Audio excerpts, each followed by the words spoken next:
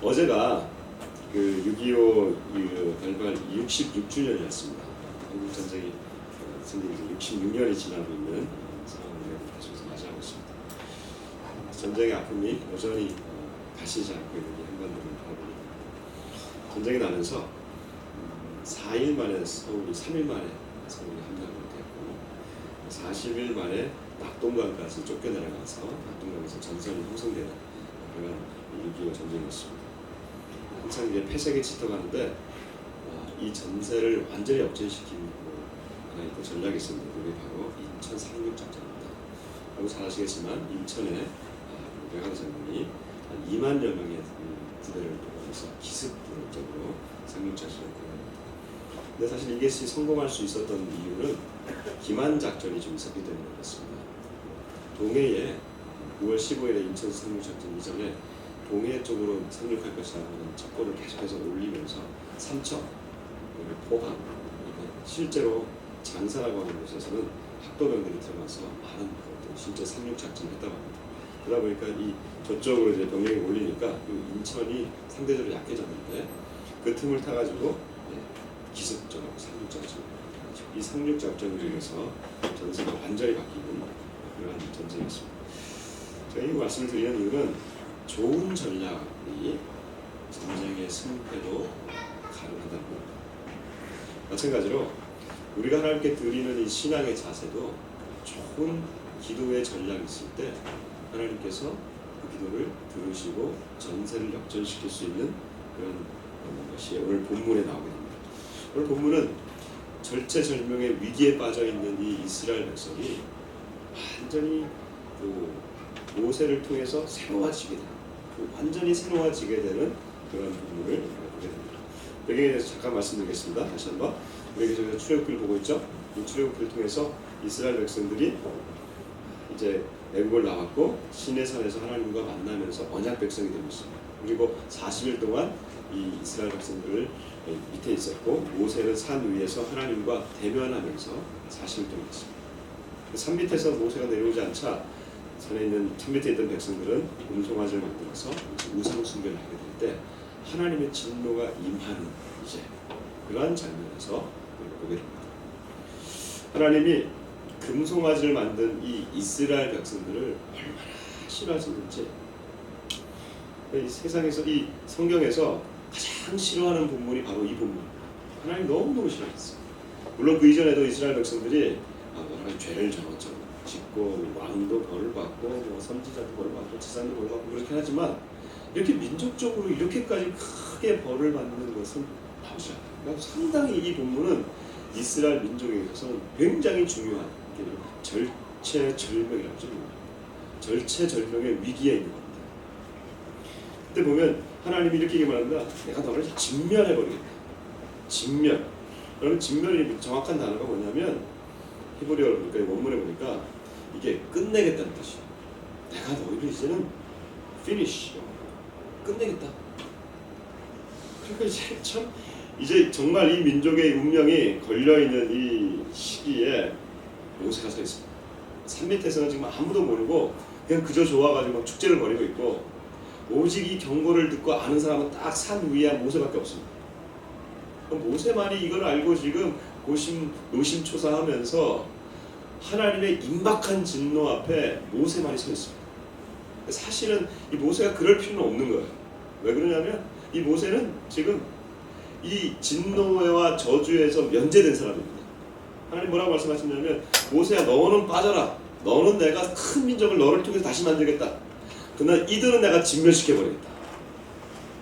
모세가 이 말씀을 듣고 그가 면제되는 것이 아니라 오히려 그 불같은 진노 앞에서 그가 서서 하나님의 이 진노를 누그러뜨리고 이 방향을 바꾸어 버립니다.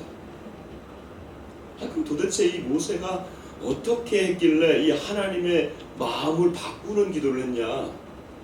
도대체 이 전능하신 하나님이 만드신 그 불같은 진노, 이 분노가 얼마나 셉니까? 이 진노를 이제 내리려고 그러고 있는데 그걸 바꾸는 기도를 무슨 기도길래? 도대체 그의 기도의 전략이 무엇이었길래 하나님의 진노를 바꿀 수 있었냐? 이겁니다. 저는 오늘 여러분들과 함께 4가지 전략을 가지고 나누기로 원합니다. 첫 번째 모세가 가져왔던 이 기도의 전략입니다. 그것은 하나님의 구원의 영광에 근거한 기도였습니다. 이게 좀 말이 좀 어렵죠. 교회에서 웬만하면 어려운 말을 쓰면 안 되는데 말이 어려워. 구원도 어려운데 영광도 어렵습니다.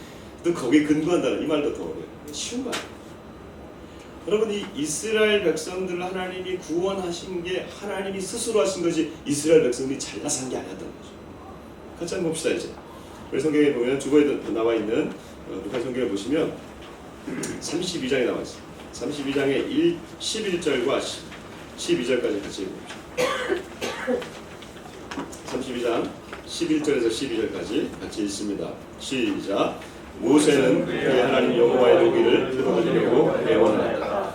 여호와여, 당신께서는 이르시어 놀라운 힘으로 당신의 백성을 애굽 땅에서 데려내시지 않으셨습니까?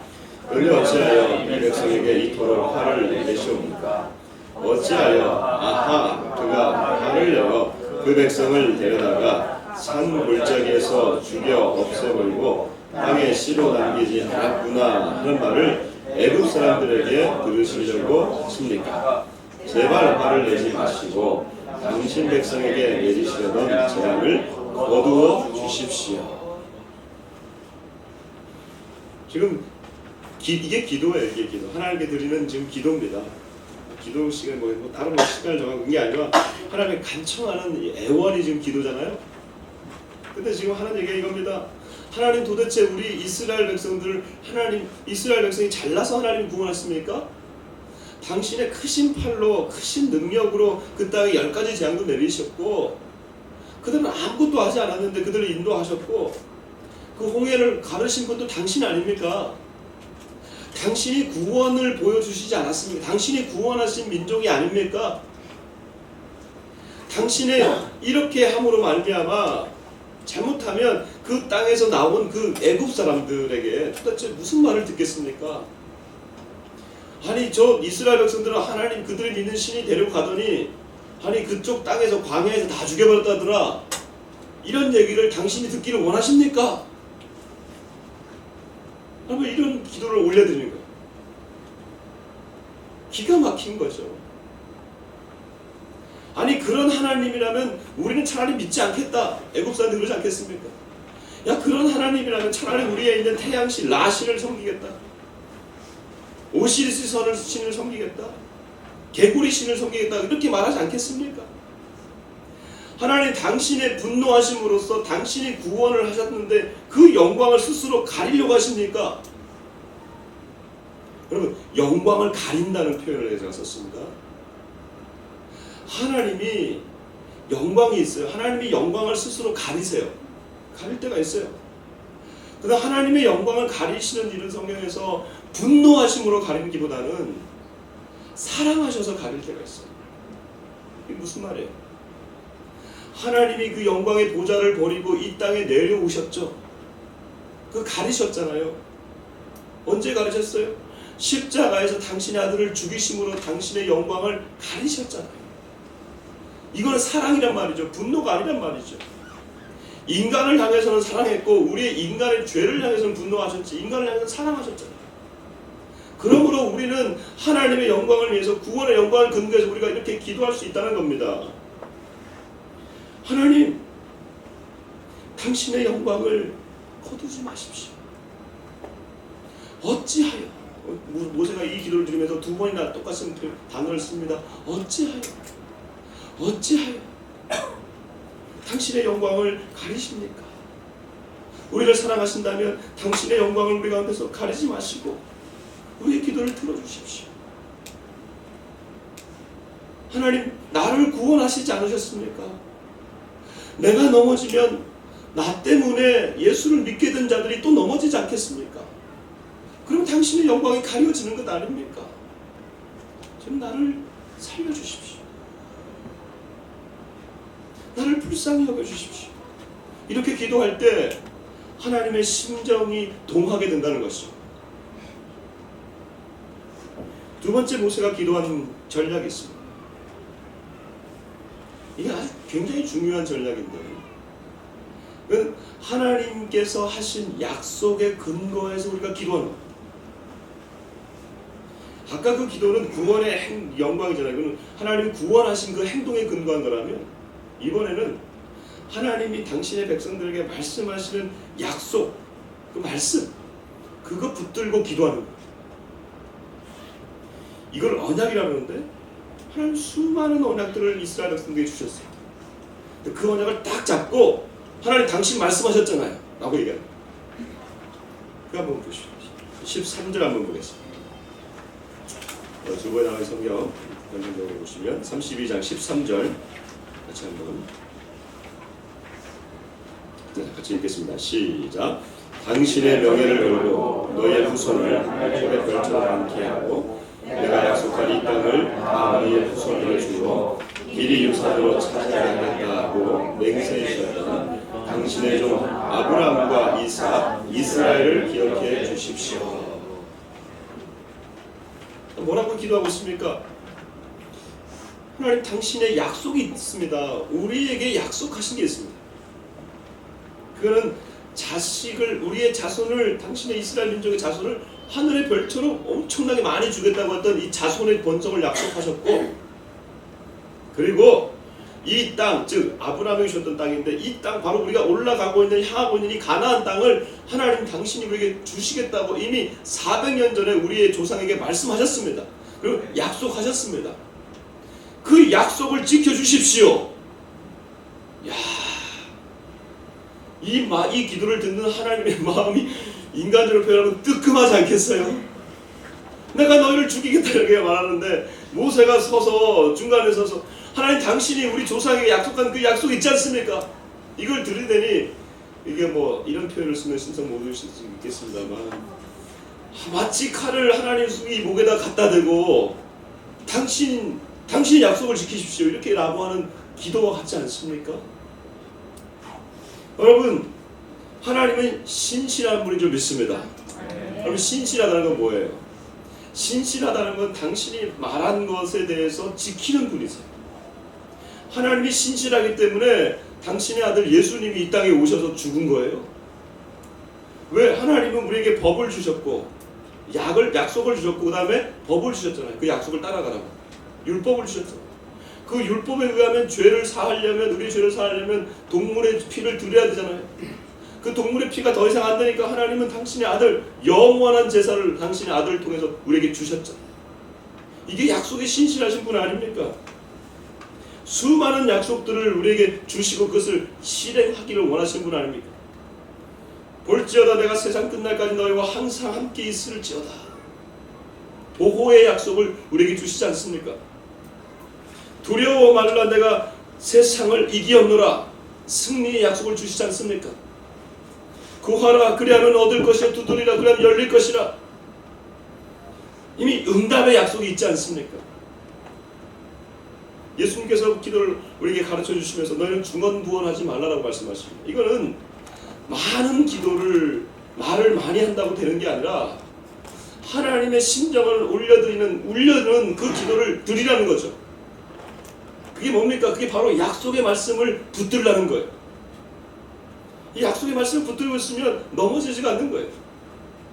제가 예전에 몇 년 됐던 것 같아요. 4년 전인가? 3년 전인가? 4년 전인 것 같아요. 주빌리 기도회 이제 해외 기도문을 이제 발족하기 위해서 갔다가 돌아오는 비행기 안에서 알래스카 정도를 좀 지난 그때에 이 비행기가 툭 떨어집니다. 그런 경우 이렇게 비행기 타보면 하게 되잖아요. 근데 이제 뭐 간혹이 흔들려요. 그래서 돌풍이 분다고 이제 안내 방송이 나오긴 하는데, 이건 안내 방송이 나오기 전에 그냥 푹 떨어져 버렸는데 조금 길었어요. 수도 떨어졌어요. 그때 그 느끼는 여러분 공포 타보신 사람만 압니다. 괜찮아요. 근데 그때는 저랑 같은 목사님 같이 타고 있었는데 그분들이 그걸 느꼈어요. 그래서 둘이서 순간 이렇게 죽는구나 이렇게 생각을 했던 거예요. 나중에 알고 봤더니 그분들 얘기를 하더라고요. 근데 그때 그게 죽는구나 공포감이 몰려오는데, 또 한편으로 공포감의 끝에는 뭐가 있냐면 우리 믿는 사람이니까 내가 이렇게 하나님 앞에 서겠구나. 그러니까 그때 하나님 앞에 설 때 내가 얼마나 정말 이게 부끄럽지 않을까. 그만 탁 다시 영혼을 돌아보게 됩니다. 근데 또 다시 드는 생각이, 짧은 순간들이었지만 다시 드는 생각이 뭐였냐면, 하나님이 저에게 주신 사명이 생각났어요. 젊은 시절에 하나님께서 저 민족에 대한 마음을 주셨고, 북한에 대한 마음을 주셨고, 그리고 흔들리지 않고 그 길을 계속해서 걸어왔고, 그리고 지금도 그 길을, 그 당시에도 그 일을 하고 돌아가는 길인데, 아직까지 나에게 남은 사명이 있는 것 같은데 이렇게 죽진 않겠다. 그 마음이 탁 드는 거야. 그때 하나님의 약속의 말씀, 내가 너와 함께하라는 이 약속의 말씀이 확 들어오니까 죽음의 공포 앞에서 딱 드는 생각이, 마지노선이 딱 생기는 겁니다. 이게 뭐냐 하면, 나는 죽지 않는다. 여기서 죽지 않는다. 이걸로는 죽지 않는다. 그러니까 마음의 평안이 싹 들어오는 거예요. 여러분, 사람이 죽는다 하는 그 공포 앞에서 죽지 않는다라고 하는 그 마지노선이 딱 세워지잖아요. 그러니까 마지막 딱 그게 딱 세워지잖아요. 여기서 오는 이 평안은요, 자신감은, 사람들 막 소리를 지는데 놀라서 난 안 죽는다. 놀라지 않는, 약속의 말씀을 붙들고 있으면, 하나님이 생사화복을 주관하시는 분이라는 걸 우리가 믿으면, 그거 붙들고 있으면 우리를 보호해 줄 줄 믿습니다. 그거 붙들고 우리가 기도로 나아가는 거예요. 하나님, 당신이 약속하셨잖아요. 세 번째로 우리 하나님의 심정을 동하는 기도는요, 우리 자신을 묶는 겁니다. 이게 묶는다니까 뭐 나 자신을 뭐 밧줄을 꽂고 묶는다, 뭐 내 감정을 묶는다, 이게 아니에요. 나를 묶을 때 묶을 대상을 놓고 묶는 겁니다. 같이 한번 읽어보겠습니다. 32절, 31절과 32절 같이 합니다. 31절과 32절 같이 읽습니다. 시작. 모세가 여호와께 데려가서 이 백성이 금으로 우상을 만들어 큰 잘못을 저질렀습니다. 하지만 이제 그들의 죄를 용서해 주셔야 하겠습니다. 만일 용서해 주시지 않으시려거든 당신께서 손수 쓰신 기록에서 제 이름을 적어주십시오. 생명책에서, 당신께서 기록하신 책에서 내 이름을 지워주십시오. 모세가 어디에 묻고 있습니까? 모세는 지금 이 저주와 이 진노에서 면한 사람입니다. 모세는 여기서 안 해도 돼요. 이렇게 굳이 안 해도 돼요. 근데 모세가 자신의 운명을, 자신의 생명을 지금 죄된 이스라엘 백성들과 함께 묶어버립니다. 그 위기의 대상인 그 조국과 그 민족과 그 자신을 그냥 꽁꽁 묶어버려요. 그러면서 그 멍에를 같이 뒤집어 씁니다. 죄악된 이스라엘의 이 운명이 나의 운명입니다. 그 운명을 묶어버려서 하나님 앞에 하소연하는 거예요. 근데 하나님은 어떤 분입니까? 모세는 살린다고 말씀하지 않으셨습니까? 모세는 하나님이 살리시기 때문에 모세를 통해서 이스라엘 백성마저도 살아나게 되는 것이죠. 여러분, 우리의 기도가 왜 하늘 보좌를 예배 상달되지 못하느냐? 많은 경우에 우리는 너무나 편협하고 이기적일 때가 많아요. 아무리 확장해도 사실은 나 자신의 것에서 내가 벗어나지 못할 때가 너무나 많이 있습니다. 그러다 보니까 나와 타인을 묶어내는 이런 기도를 하기가 힘들어요. 그래서 사실은요, 여러분, 나를 아무리 보고 나를 아무리 자기에 빠져서 염림 가운데 내가 기도한다 하더라도 여러분 안에, 우리 안에 또 다른 내가 있지 않습니까? 사실 내가 인정하기 싫지만 내 안에 울고 있는 내가 있고, 내 안에 분노하고 있는 내가 있고, 내 안에 감추고 싶은 내가 있잖아요. 그것은 내가 도외시하고 아무리 다른 것을 내가 아무리 기도한다 하더라도 그 내 안에 있는 또 다른 나와 묶어지지 않으면 이 기도는 삭달되지 않습니다. 자기 연민에 빠진 기도밖에 되지 않아요. 울고 있는 나, 죄에 빠져 있는 나, 그를 묶어야 됩니다. 내 안에서. 묶어서 어떻게 됩니까? 그와 묶어서 하나님께 기도할 때 십자가로 멸하여 주십시오. 울고 있는 나를 향해서 묶어야 됩니다. 그와 묶은 다음에 그 안에서 십자가로 멸하여 주십시오. 그리고 더 나아가야 됩니다. 자녀를 키우다 보면 여러 가지 자녀들 어려움들이 있죠. 그러다 보면 그런 가정마다 이런 증후군이 나타나요. 쟤는 누구 집 자식이야? 하는 증후군. 이런 증후군들이 다 있어요. 정말 어떻게 보면 내가 좀 감당할 수 없는 그런 때가 있습니다. 누구 자식이긴요? 다 내 자식입니다. 다 내 피를 닮았습니다. 여러분 그거 아십니까? 자녀는 가장 타락한 나의 새로운 거울이다. 타락한 나 자신의 거울입니다. 그러다 보니까 저는 누구 집 자식이가 아니라 바로 내 자식입니다. 분리하지 마십시오. 그 자녀를 향해서 묶으셔야 됩니다. 울고 있는 자녀를 향해서 나아가야 됩니다. 그 자녀를 묶으시고 주님 우리 안에서 십자가의 화해가 일어나게 해주시고 십자가의 회복이 일어나게 해주십시오. 아버지가 묶을 때, 어머니가 묶을 때, 아내가 남편을 묶을 때, 남편이 아내를 묶을 때 십자가의 회복의 역사가 일어나기 시작합니다. 제가 청소년 때 그렇게 방황하고 비행 청소년 시기를 지날 때에 저희 아버지가 그날 한밤에 들어오셔서 저를 바라보면서 눈물을 흘리셨는데 그 눈물이 제 뺨에 떨어졌을 때 저는 그 길을 벗어날 수 있었어요. 저는 저에게는 그것이 아버지가 자신과 나를 묶는 기도의 눈물이었어요. 여러분 이 신앙하고 있는 이 민족도 마찬가지. 2년 전인가 미국에서 온 한 여자 전도사님이 오셔서 전도사가 오셔서 이런 얘기를 했어요. 앞으로 북한에서 쳐들어올 텐데 땅굴이 다 들어와 있다. 그러면서 어느 날 갑자기 이 땅굴이 번지면서 북한에서 침범하게 되면 한국은 순식간에 멸망하게 될 것이다. 그러니까 빨리 짐 싸서 우리가 도망을 가야 된다. 그런 얘기를 했어요. 그럼 난 그 얘기를 듣고 그냥 그런가 보다, 좀 이상한 얘기를 하나 보다 그랬는데 나중에 보니까 TV에 나와가지고 그런 교회와 목회자들이 있다는 거예요. 내가 참 신기하다. 저는 것도 다 듣는구나 하는 생각을 했는데 지난주에 제가 그 후배 목사님을 만날 일이 있었는데 제가 같이 얘기를 하다 보니까 이분이 파주에 있는 한 교회에 부임을 하게 됐어요. 근데 그 교회가 바로 그 TV에 나오는 교회였어요. 100명 정도 되는데 그 목사님이 성도들 다 데리고 필리핀으로 가서 지금 피신했답니다.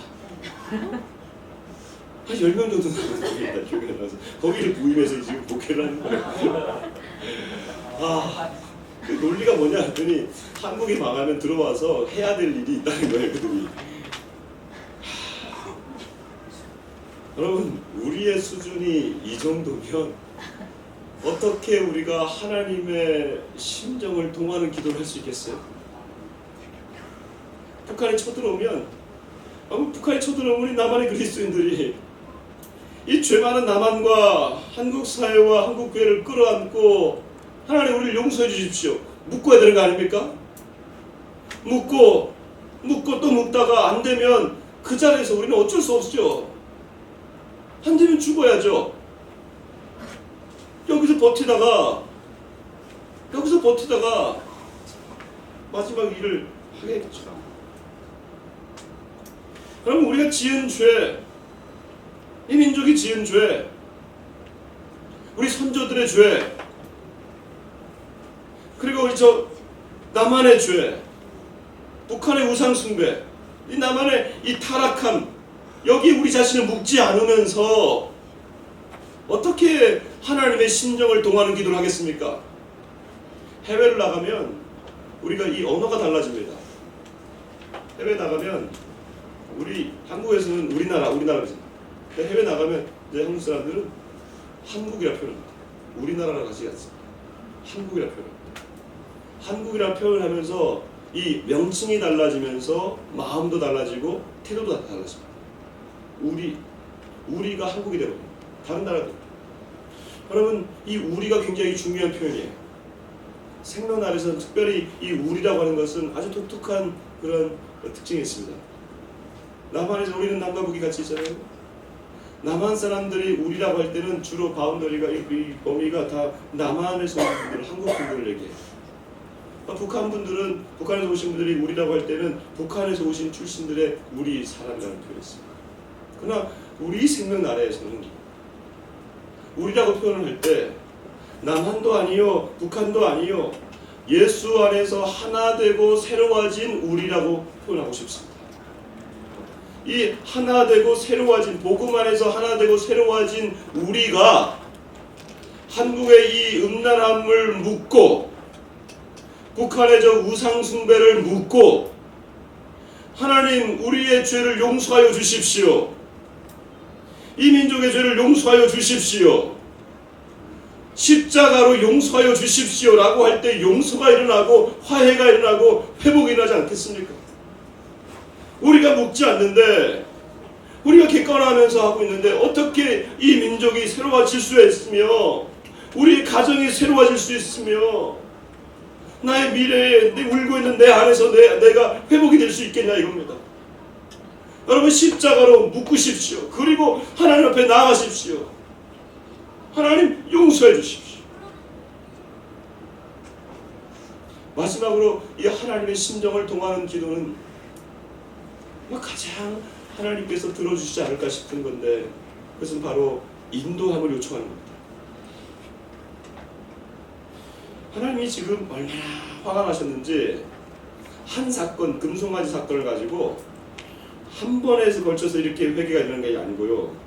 한 번, 두 번, 세 번, 네 번에 걸쳐서 모세가 용서를 구하고 인도함을 구하고 근데 가장 그 핵심이 되는 것이 바로 저는 33장 12절에 생각합니다. 우리 12절 같이 한번 읽어보시죠. 33장 12절에서 14절까지 보겠습니다. 같이 한번 읽겠습니다. 시작. 모세가 여호와께 아뢰었다. 이제 당신께서는 저에게 이 백성을 이끌고 올라가라고 하셨습니다. 하지만 당신의 파송을 받아 저와 같이 갈 분이 누구신지 아직 가르쳐주지 않으셨습니다. 당신께서는 저에게 너는 잊을 수 없는 분, 너는 내 눈에 든 사람이라고 하셨는데 제가 당신의 눈에 드셨다면 저에게 갈 길을 부디 가르쳐 주십시오. 제가 당신을 잘 알았으므로 항상 당신 눈에 들으게 해주십시오. 이 민족이 당신의 백성인 것을 기억해 주십시오. 여호와께서 대답하였다. 내가 친히 너를 데리고 가서 너를 편하게 하리라. 인도함을 요청하는 기도. 여러분 지금까지 이 단계들을 거치면서 기도한다면 아버지 되신 하나님께서 자녀들의 이 인도해달라고 하는 이 기도를 외면하시겠습니까? 절대 그렇지 않을 거라고 생각해요. 하늘 아버지께서 아니 세상의 아버지도 자녀가 인도해달라고 하는데 하늘 아버지께서 인도해주지 않는다? 물론 이렇게 기도할 수 있겠죠. 우리가 하나님 도와주십시오. 한 번은 도와줄 수 있어요. 여러분 도움을 요청하는 기도와 인도를 요청하는 기도는 다릅니다. 도움은 내가 위기에 빠졌을 때 하나님이 한 번 정도는 도와줄 수 있어요. 그러나 계속해서 도와달라고 하는 것은 내 계획을 하나님 실행해 주십시오 라고 하는 다른 기도와 이거와 똑같은 기도다. 그러나 하나님 나를 인도해 주십시오 라고 하는 기도는 하나님 당신의 계획에 나를 맞추어서 가게 해주십시오 라고 하는 기도입니다. 그러니 하나님이 사랑하는 자녀들을 바라보면서 다들 하나씩 다 큰 꿈을 갖고 있는데 그 기도를 자연스럽게 인도해 주지 않겠습니까? 하나님이 인도해 주시는 이 놀라운 일들. 이 민족을 보면 정말 이번 주에 제가 그 신문을 읽었는데 신문 중에 제가 마음에 탁 들어오는 그 칼럼이 하나 있었어요. 유명한 신문사의 그 유명한 논설 주간이 쓴 칼럼인데 우리나라 대통령 이름과 똑같아요. 그 사설이 참 제목부터 제 마음에 다 와닿았어요. 그 제목이 뭐냐면 우리는 정말 여기까지인가. 정말 가슴이 탁 막히는 거예요. 대한민국의 현실에 대해서 정확하게 파악하고 진단하지 읽는 내내 마음이 무거웠어요. 제가 몇 구절 읽어드릴게요. 정치권의 개파 싸움, 대기업의 경영비리, 공기업의 파탄 법조비리, 드러난 것 말고도 안으로 골마 들어가는 보이지 않는 문제는 더 많다. 자살, 살인, 성폭행의 다반사, 청년 실업, 노령화와 고독사, 결혼 기피와 인구 감소, 2년이 넘게 끌고 있는 세월호 진상조사. 이런 문제들은 우리 사회가 얼마나 무기력하게 흐느적거리는 것인지를 몸으로 느끼게 된다. 과거 동방 예의주국이라던 우리나라는 이제 동방의 무례한 나라로 타락했다. 얼마나 무겁습니까? 우리 현실이 이렇더라고요. 지금 한국 사회를 바라보는 모든 현실들이 굉장히 부정적입니다. 마치 우리는 이스라엘 민족이 산 밑에서 금송아지를 만들어 놓고 이제 마치 우린 가나안 땅에 다 왔다라고 하는 그 형상처럼 축제를 벌리고 축배를 들고 있지만 속으로는 지금 계속해서 썩어 들어가고 있고 갈 길이 보이지 않는다. 그런 상황에서 우리의 미래를 지금 지도자들에게 맡겨야 되는 상황입니다. 근데 사실은 그 지도자들도 미래를 알지 못하는 것 같습니다. 그러니 우리가 여기서 누구의 인도를 받겠습니까? 그 칼럼이 이렇게 말하고 있습니다. 마지막에 우리 여기까지가 우리의 한계인가? 저는 그 칼럼을 읽으면서 그래, 여기까지가 우리의 한계라고 고백할 수 있는 용기가 있다면 더 좋겠다. 왜요? 우리가 그동안 열심히 일해서 여기까지 왔다면 우리의 한계가 여기라면 이제 하나님 우리의 한계가 여기밖에 안 됩니다. 하나님 우리를 이제는 당신이 인도해 주십시오. 하나님 이 민족의 미래를 하나님 당신이 인도해 주십시오. 나의 미래가 나의 현재는 여기까지밖에 안 됩니다. 하나님 나를 인도해 주십시오. 우리 가정의 이 한계에 도달했습니다. 이제 하나님 당신이 인도해 주십시오 하고 고백할 수 있다면 그게 큰 용기가 아니겠습니까? 말씀을 마치겠습니다. 여러분 한 주간 살면서 오늘 제가 말씀드렸더니 하나님의 심정을 통하는 4가지 전략을 한번 실천해 보십시오. 벌써 4가지 얘기하니까 무슨 4가지를 얘기했나 이런 표현이. 첫째가 뭐예요? 구원의 영광의 근거에 삼 기도해 보십시오. 하나님 나를 구원하신 것이 내게 무슨 선함이 있어서 당신 나를 구원하는 게 아니지 않습니까? 하나님의 아름다운 목적을 향해서 나를 구원하셨다면 그 목적을 이룰 수 있는 힘을 내게 주십시오. 기도해 보십시오. 두 번째, 약속의 말씀을 붙들면서 기도해 보십시오. 말씀을 읽다가 여러분에게 주신 말씀이 이거다라고 생각할 때에 그 말씀을 붙드십시오. 그리고 그 말씀을 가지고 하나님 당신이 이렇게 약속하지 않으셨습니까? 기도해 보세요. 세 번째로 나를 묶으십시오.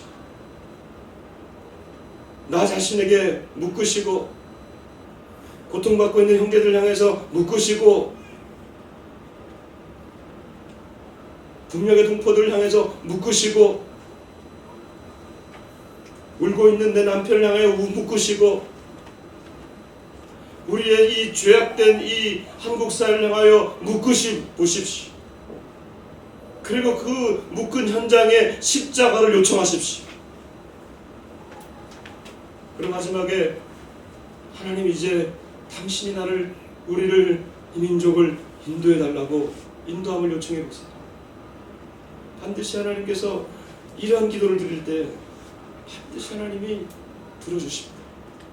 왜냐하면 하나님이 당신의 심정을 통하는 기도이기 때문에 당신이 말씀하신 것이기 때문에 그것들을 반드시 들을 줄 믿습니다. 그런 체험의 역사가 이번 한 주간에 일어나길 바랍니다. 성도 여러분 해보세요. 하나님 들어주십니다. 사랑하는 주님,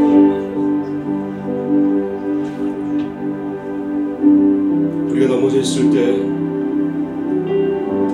다시 한번 우리를 구원하신 하나님의 영광을 의지하여 기도합니다. 내 안에 선함이 없음을 이 시간 고백합니다. 우리 안에 하나님 앞에서 보실 때에 어여쁜 것이 없음을 고백합니다. 그럼에도 불구하고 우리를 구원하신 그 하나님의 영광에 근거하여 기도하오니 당신의 자녀의 권리를 회복시켜 주옵소서. 넘어져 있는 자, 쓰러져 있는 자 다들 일어나게 하시고 다시 한번 그 영광을 회복하게 해주시기를 원합니다. 약속의 말씀을 붙들고 일어납니다. 주께서 우리에게 각자 하나님 주신 그 약속의 말씀들을 붙들게 해주시고 그 말씀 붙들고 일어날 때에 놀라운 회복이 있게 하여 주옵소서. 주님, 아파하고 있는 나를 묵습니다. 가정에 아파하고 있는 형제자매들을 묵습니다. 아파하고 있는 지체들을 묵습니다. 십자가를 기도하오니 십자가로 오셔서 우리를 구원해 주신 예수님의 그 능력이 내 안에서, 가정에서, 이 민족 안에 일어나게 해주시기를 원합니다. 주여, 용서와 화해와 회복이 일어나게 하여 주옵소서. 주님, 기도합니다. 길 잃은 양처럼 내버려 두지 마시고 목 잡는 양같이 유리방황할 때에 우리를 인도하여 주옵소서. 넘어지지 않게 하시고 방향을 잃지 않게 해주시고 하나님 당신이 원하시는 길로 우리 모두를 하나님의 길로 인도하여 주셔서 분명한 방향을 가지고 나아갈 수 있도록 이번 한 주를 축복하여 주옵소서. 감사하며 예수님 이름으로